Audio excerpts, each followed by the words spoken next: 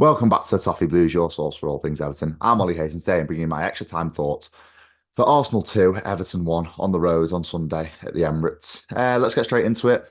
Starting with that first half, I thought it was a relatively dead rubber for us going into the game. So, it would have been nice to see some changes in the team, potentially trying a little bit. But I do sympathise with Dyche and wanted to keep the same team and wanted to keep solidity in defence against a good team like Arsenal. But no, I was looking forward to us seeing us play with freedom regardless and playing as a team that didn't look like they had any pressure on us.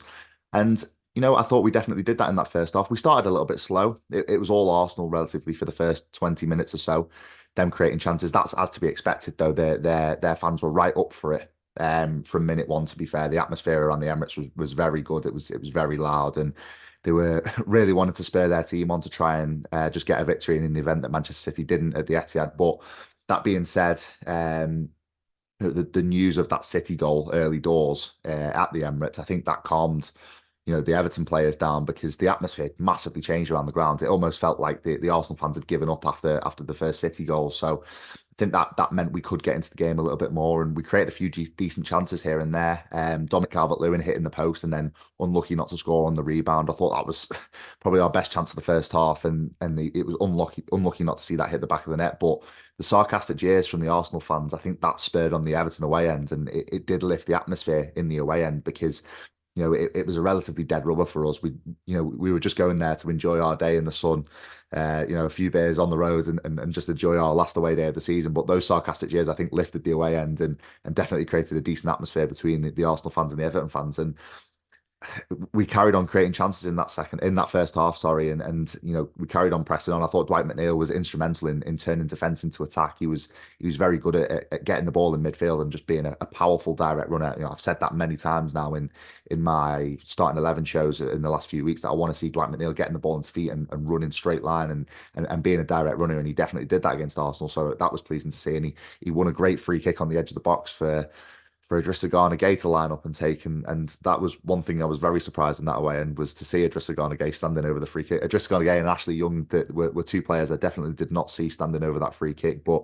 nevertheless, Idrissa Gana Gueye struck the free kick. It bounced off Declan Rice's head and flew into the other corner. And we were 1-0 up at the Emirates. And that definitely created a fear amongst the Arsenal fans because they were thinking that the league was definitely gone at that point. So I did think we actually deserved our lead at the time as well. I did genuinely think we deserved to be ahead, despite the first 20 minutes. I thought that the second 25 of that first half, I thought we were really, really positive and we were really good in attack and we were playing with freedom. So that was positive to see. That was really pleasing to see in that away end. And as I said before, we deserved that lead. But I was disappointed to see us going in at half-time level. Dyche does pride himself on being defensively solid, but for me, the goal that Arsenal scored, you can have no complaints really. It was well worked. Erdegaard to the byline and picked out Tommy Yasu on the edge of the box, who slotted into Pickford's right hand corner, and I did think it was a very well worked goal from Arsenal. So no complaints for me really in terms of defence. We were unlucky to go in at half time level, but that being said, that first half performance, I thought we were really strong and we were really positive,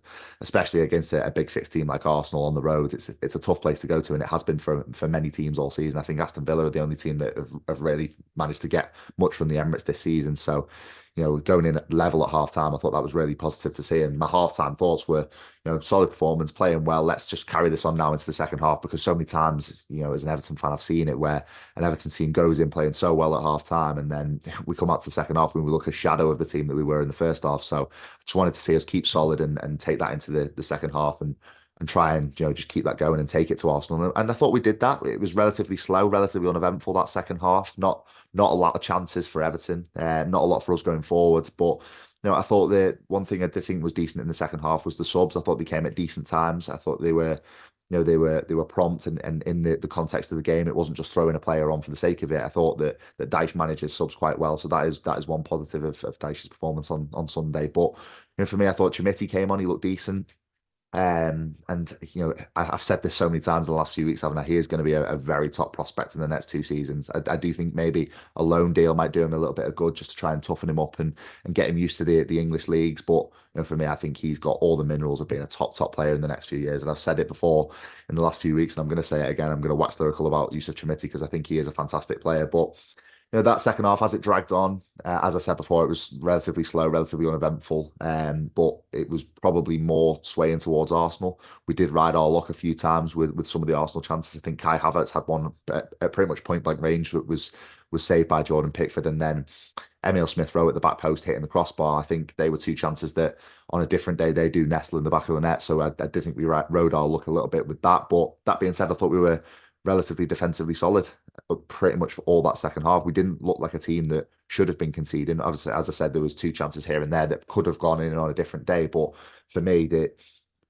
context of the game, the complexion of the game showed that we deserved to be in the position we were in, level against a really strong side. But as always in the Premier League, it seems to be the officiating, doesn't it, that comes to Everton's downfall. And once again, that was the same on Sunday.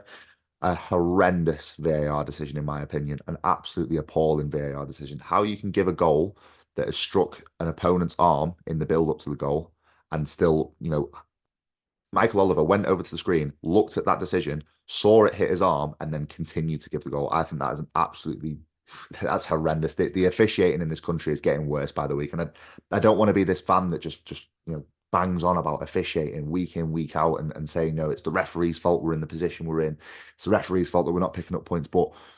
The sole reason I think that we didn't get a point on Sunday at the Emirates was because of the officiating and the absolutely horrendous decision that came in pretty much added time that gave Kai Havertz the goal. And I can probably make a whole separate video about how bad the officiating has been for Everton this season, but I won't.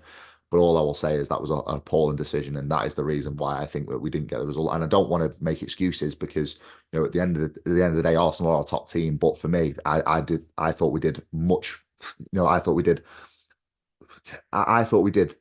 probably the most we've done in a top six team. I thought we put in the best performance we did at a top six team all season to warrant a draw. I thought we were even better than we were at Manchester City. So for me, that was really disappointing to see that once again officiating has given us our downfall and has been horrendous once again this season. But all in all, I'll just wrap up my thoughts. It was a decent performance on the road to end the season. It just I don't think it was the best of attacking performances, but that's to be expected against Arsenal. They are a top team in defence and in attack. So, but for me, all in all, a decent performance. Played really well on the road against a big six team, and we're unlucky to come away without a point on the road. But we've got a big job going into next year. Hopefully, we can get some signings in through the door now in the summer, and hopefully we can have an even better squad than we've got now going into next season. But it's going to be a backs to the wall job, I think, next year again. But fingers crossed, we've got maybe a decent season ahead of us and a decent season to look forward to. But that is all. Make sure you like, comment, and subscribe. Let me know your thoughts on the Arsenal game, and I'll see you soon.